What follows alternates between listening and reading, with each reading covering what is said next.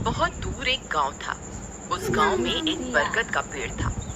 उस पेड़ पर एक झूला लटका हुआ था, लेकिन कोई भी गांव वाला उस झूले पर बैठने की हिम्मत नहीं करता था। एक दिन घसीटा और उसकी पत्नी निर्मला सो रहे होते हैं। तभी उन्हें खिड़की से किसी के रोने की आवाज आती है। इस वजह से घसीटा की नींद खुल जाती है। अरे ये कौन है? हे भगवान, लगता है ये आवाज उसी बरगद के पेड़ की तरफ से आ रही है। अरे निर्मला, जल्दी उठो, देखो ना, आज फिर से वही रोने की आवाज आ रही है। हे भगवान, ये रोने की आवाज तो उसी झूले की तरफ से आ रही है। तुम डरो नहीं, मैं अभी देखता हूँ। फिर घसीटा खिड़की की तरफ जाता है तो उसकी आंखें फटी की फटी रह जाती हैं। उसे झूले पर एक औरत दिखाई देती है। उसने सफेद रंग की साड़ी पहनी होती है और रो रही होती है। अरे निर्मला, जल्दी यहाँ आओ, देखो झूले पर कोई बैठा हुआ है। फिर निर्मला भी जल्दी से खिड़की की ओर जाती है और उस औरत को देखने लगती है।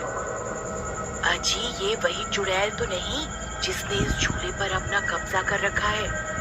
तुम्हारा दिमाग खराब तो नहीं हो गया? वो सिर्फ एक औरत है। अजी, भला रात के 2 बजे कौन पेड़ के नीचे झूला झूलता है? अब तुम रुको, मैं अभी बाहर जाकर देखता हूँ। अरे रुको रुको, तुम्हारा दिमाग खराब तो नहीं हो गया जो खुद मौत के मुंह में मरने के लिए जाना चाहते हो? मैं आपको कहीं नहीं जाने दूंगी। तभी वह चुड़ैल अचानक से गायब हो जाती है। ये सब देखकर वे दोनों डर जाते हैं। अरे मर गए रे, ये तो गायब हो गई। मैंने आपसे कहा था ना जी, ये कोई आम औरत नहीं है। तुम सही कहती हो निर्मला, इस झूले में जरूर कोई गड़बड़ है। तभी कोई गांव वाला इसके आसपास जाने में भी डरता है। अजी, आज तक तो हमने इस झूले के बारे में सिर्फ अफवाहें ही सुनी थी। आज तो अपनी आंखों से देख लिया। मैं अब इस घर में और नहीं रहने वाली।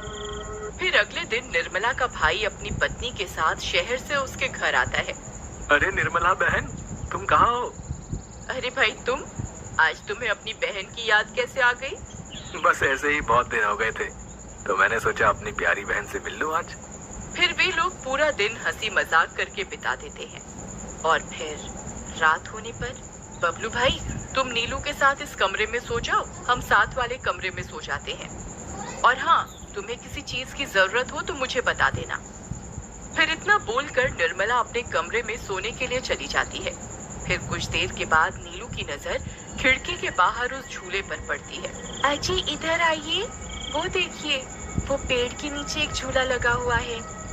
हमारे शहर में तो ऐसा कहीं देखने को नहीं मिलता। चलिए ना, मेरा बहुत मन है झूला झूलने का। चलिए ना। अरे रुको रुको, अभी तो रात हो गई है, सुबह होते ही झूल लेना, अभी सो जाओ। फिर इतना बोलकर बबलू सोने चला जाता है, लेकिन नीलू उसी झूले को देखती रहती है। अजी सुनिए ना, चलिए ना, मेरा बहुत मन है। लेकिन बबलू नीलू की बात को अनसुना कर देता है और सो जाता है। फिर नीलू सोचती है, अरे ये झूला तो एकदम घर के पीछे ही है, मैं खुद ही चली जाती हूँ। फिर इतना सोचकर नीलू घर से अकेले ही निकल पड़ती है और सीधा उस झूले के पास पहुंच जाती है। अरे वाह, जैसा मैंने सोचा था ये तो बिल्कुल वैसा ही निकला। आज तो मजा ही आ गया। फिर नीलू उस झूले पर बैठ जाती है और झूला झूलने लगती है और गाना गाने लगती है। पंछी बनूं, उड़ती फिरूं मस्त गगन में, आज मैं आजाद हूँ दुनिया के चमन में।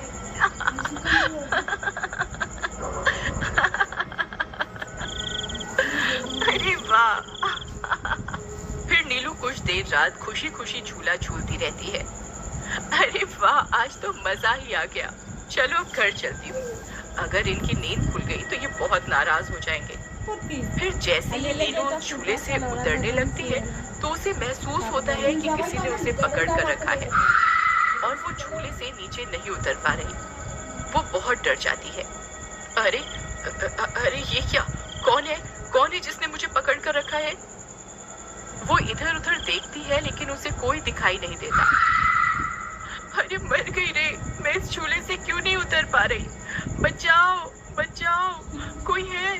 अजी सुनते हो, मेरी मदद करो।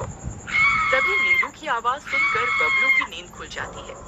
निर्मला और घसीटा भी उठ जाते हैं और भागते हुए बबलू के पास आते हैं।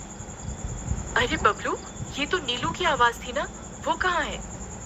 तभी घसीटा की नजर उस झूले पर पड़ती है। उसे नीलू उस पेड़ के नीचे पड़ी हुई दिखाई देती है। हे भगवान, ये क्या अनर्थ हो गया? नीलू उस झूले के पास कैसे चली गई? फिर वे तीनों भागते हुए उस झूले के पास जाते हैं। उन्हें नीलू वहाँ बेहोश पड़ी हुई मिलती है। हे भगवान, ये तुम्हें क्या हो गया नीलू? नीलू, तुम्हें यहाँ नहीं आना चाहिए था। हे भगवान, अब क्या होगा? फिर वे सब लोग वापस अपने घर आ जाते हैं और